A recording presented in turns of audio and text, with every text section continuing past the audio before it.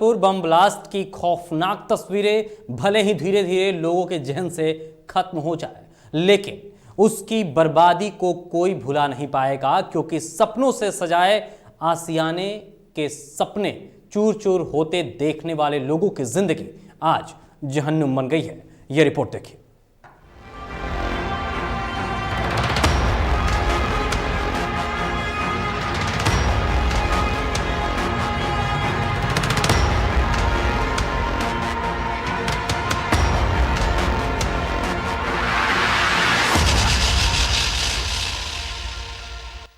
भागलपुर बम विस्फोट की खौफनाक तस्वीरें भले ही धीरे धीरे लोगों की जेहन से खत्म हो जाए, लेकिन उसकी बर्बादी को कोई भुला नहीं पाएगा। इस घटना में कईयों ने अपने को खोया तो कई परिवारों ने अपने सपनों से सजाए आशियानों को सामने से चूर चूर होते देखा है। नतीजन आज बेघर हुए कई पीड़ित परिवार आशियाने की आस लगाए बिहार सरकार के उद्योग मंत्री से अपनी अरदास लगाई, तो बिहार विधानमंडल परिषद में प्रेस वार्ता कर बिहार सरकार के उद्योग मंत्री शहनवाज हुसैन ने सरकार की गंभीरता का जिक्र की और जल्द ही राहत का भरोसा दिया। मेरे साथ इंजीनियर शैलेंद्र और प्रणव यादव साथ गए थे। पार्टी के अध्यक्ष संजय जायसवाल जी ने कहा था कि आप एक बार विजिट करके वहाँ पे आ जाइए। ऐसे भी भागलपुर से हमारा पुराना रिश्ता है। वहाँ पर हम दर्द बांटने गए, आंसू पोंछने गए। बहुत भयावह घटना हुई। 15 लोगों का देहांत हो चुका है। कुछ लोग 4 लोग हॉस्पिटल में थे, मैं उनसे भी मिलकर आया। परिवार के जो पड़ोसी थे उनके भी मकान उड़ गए, तो वो बिना मकान के हो गए और छत उनके सर से हट गया है। और क्योंकि डेंजर है इसलिए प्रशासन उस मकान को हटा भी रहा है। तो अगर उनका दोष पड़ोसियों का तो नहीं है, उनके लिए क्या इंतजाम होगा, इसके लिए वो मांग कर रहे थे। 3 मांग पत्र उन्होंने दिया। वहाँ जो लोग बचे हैं परिवार के, जो भी उसमें दोषी हो, इसकी जांच हो रही है। प्रशासन पूरी तरह जांच कर रहा है। दरअसल भागलपुर हादसे के 4 दिन बीत जाने के बाद रविवार की देर शाम घटना स्थल पर पहुंचे बिहार सरकार के मंत्री शहनवाज हुसैन ने पीड़ित परिवार से मुलाकात कर ढाढ़स बढ़ाया, तो बेघर हुए लोगों ने मंत्री से आवेदन देकर अस्थायी मकान की गुहार लगाई और मुआवजे दिलाने की मांग कर दी।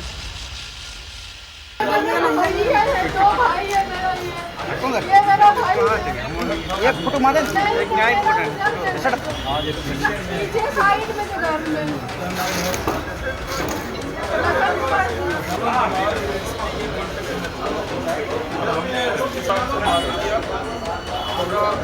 जानकारी लिया और कोई नाजायज जांच चल रही है।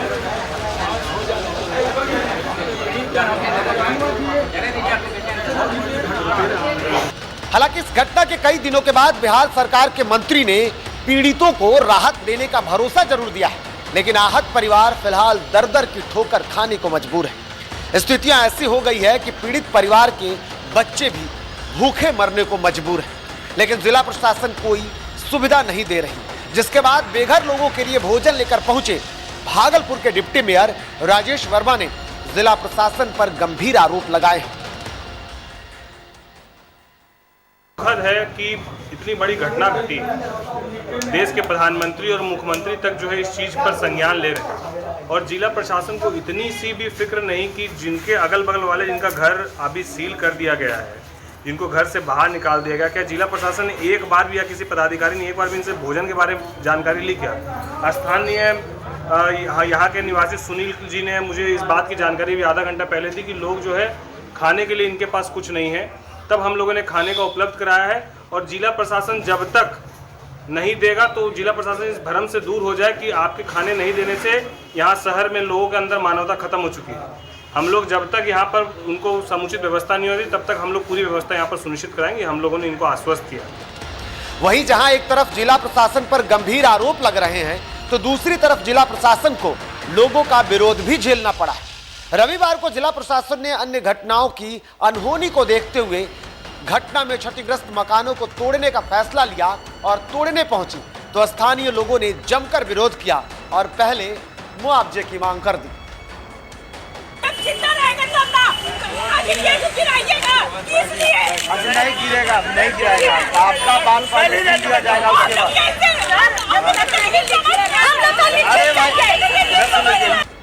वहीं इस घटना के बाद जहां एक तरफ पीड़ित परिवार परेशान है तो दूसरी तरफ इस घटना में 15 लोगों की मौत के बाद जांच में जुटी पुलिस और इंटेलिजेंस की टीम ने कई बड़े खुलासे किए हैं और पुलिस ने स्थानीय तातरपुर थाने में हबीबपुर के चमेली चक निवासी मोहम्मद आजाद समेत अन्य के विरुद्ध जानलेवा हमला, हत्या और विस्फोटक पदार्थ अधिनियम के तहत केस दर्ज करते हुए आतिशबाजी लीलावती के कुनबे का सहारा लेकर आरोपित मोहम्मद आजाद की विस्फोट पदार्थ की तस्करी में अहम भूमिका को उजागर किया है।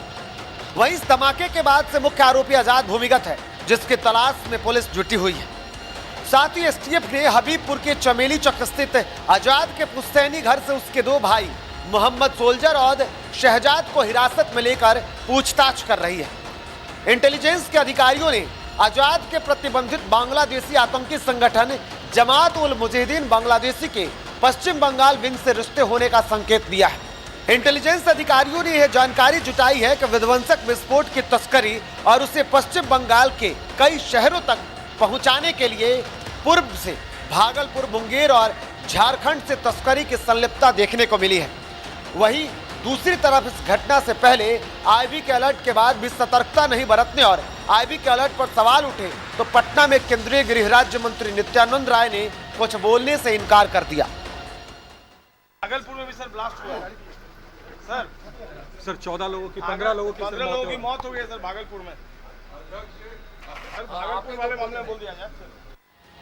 हालांकि इस घटना के बाद आगे की कार्रवाई क्या होगी, साथ ही पीड़ितों के लिए सरकार क्या कुछ करेगी, अब ये तो वक्त ही बताएगा।